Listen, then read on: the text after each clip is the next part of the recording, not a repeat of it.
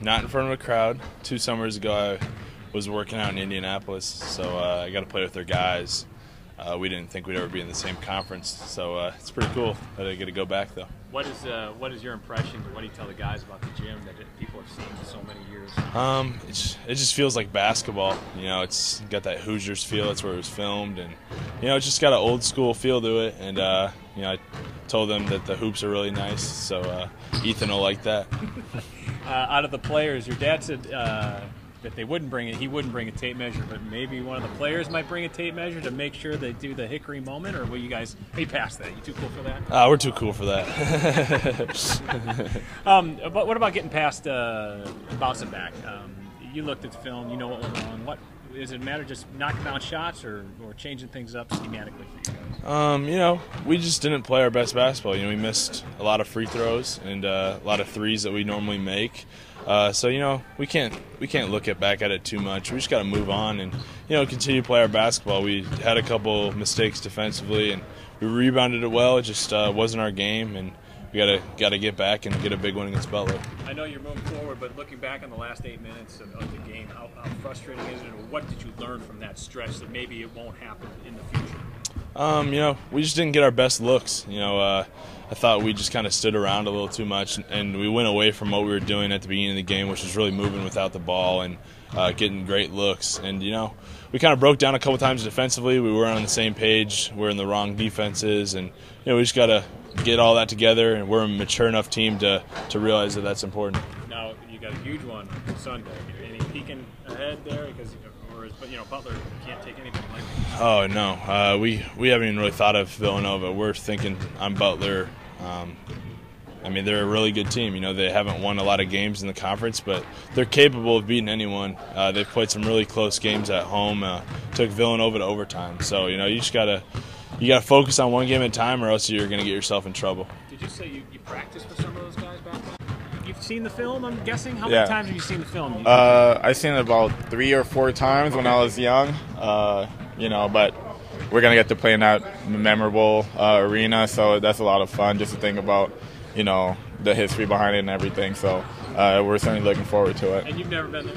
No, I've never been there. It's my first time. What do you look forward to the most about playing in a gym like that you've seen for years and years? I mean, the first thing I'm looking forward to is pulling out the tape measure and going up to the free throw line and everything, putting one of our guys on the other guy's shoulders and seeing if it's 10 foot.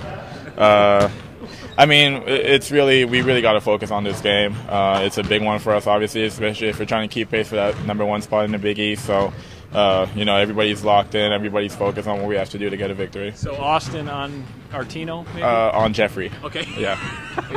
Are you enjoying these Big East places to play a little more? I mean, you got Madison Square Garden followed up by a Butler instead of maybe, you know, going to play a drink.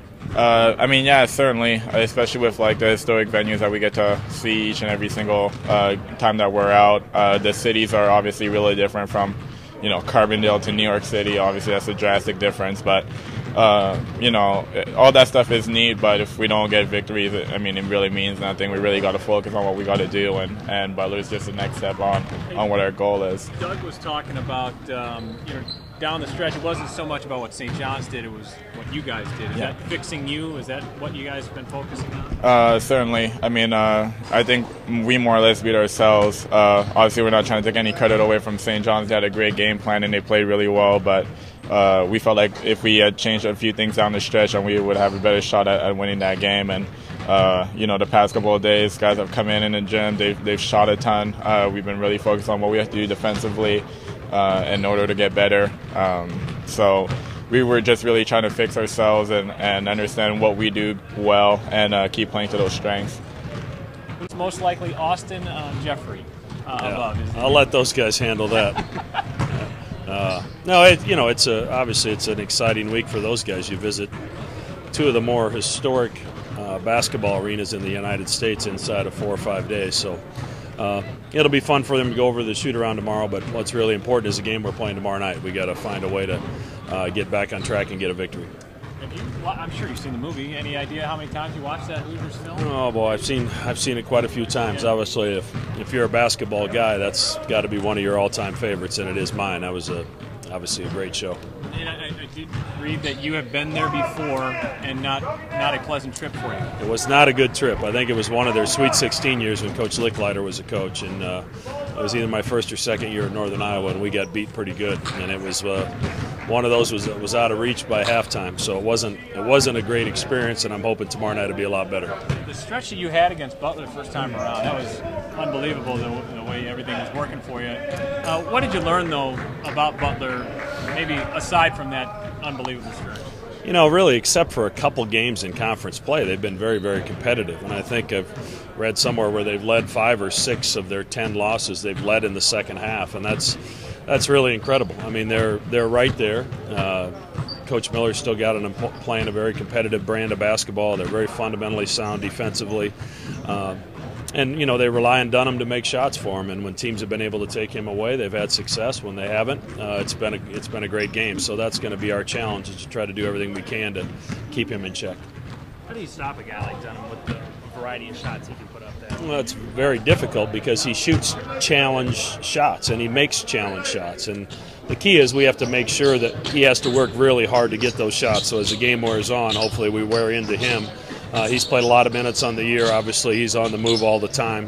And, you know, fatigue begins to set in, you hope, over the course of the game. So Jahans and Avery will draw most of that matchup, and I think they're both ready to do a good job. Do you take any away from